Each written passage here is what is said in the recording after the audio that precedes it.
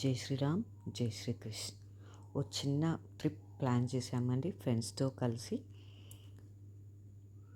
ఇది హున్నాబాద్లో రాజరాజేశ్వరి మాత టెంపుల్ అండి. అమ్మవారు చాలా బాగున్నారు. మేము వెళ్ళే తర్వాత ఆరతి అవుతుండే, ఇంకా అక్కడ కొంతసేపు టైం స్పెండ్ చేసాము అమ్మవారి దగ్గర. ఆరతి తీసుకొని ఇంకా అక్కడ టెంపుల్ కూడా చాలా బాగుంది, నీట్గా ఉంది. ఇంకా అక్కడి నుంచి రిటర్న్ అయ్యాము. తర్వాత ఇది పండరిపూర్ అండి. పండరిపూర్లో విఠలేశ్వరుని దర్శనం చేసుకున్నాము.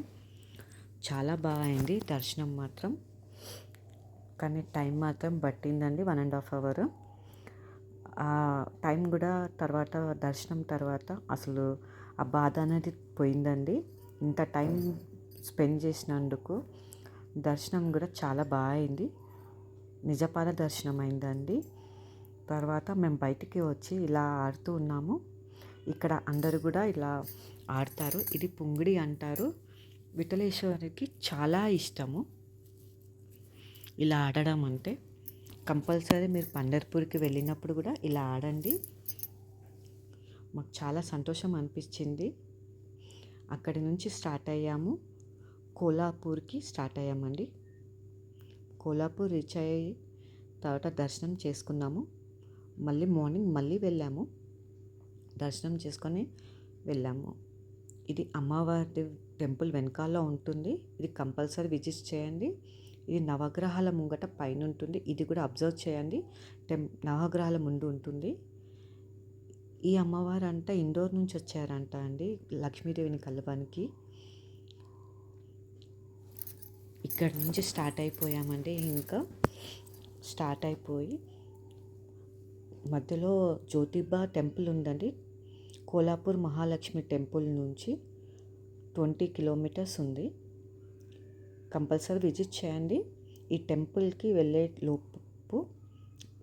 వెళ్ళేటప్పుడు ఈ ప్యాకెట్ తీసుకొని వెళ్ళండి. గులాలు అంటారు. ఎందుకంటే ఇక్కడ టెంపుల్లో ఇది చల్లాలంట అండి, చాలా మంచిదంట.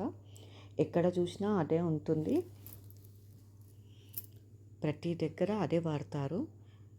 శివుని అవతారం అంట అండి ఈ టెంపుల్. జ్యోతిబా అంటే టెంపుల్లో ఎక్కడ చూసినా ఇదే ఉంటుంది, గులాలే ఉంటుంది. చాలా బాగుంది. అక్కడ కూడా చాలా టైం స్పెండ్ చేసి మళ్ళీ మేము స్టార్ట్ అయ్యామండి. మధ్యలో ఆగి ఆషాఢ వనభోజనాలని భోజనాలు చేశాము.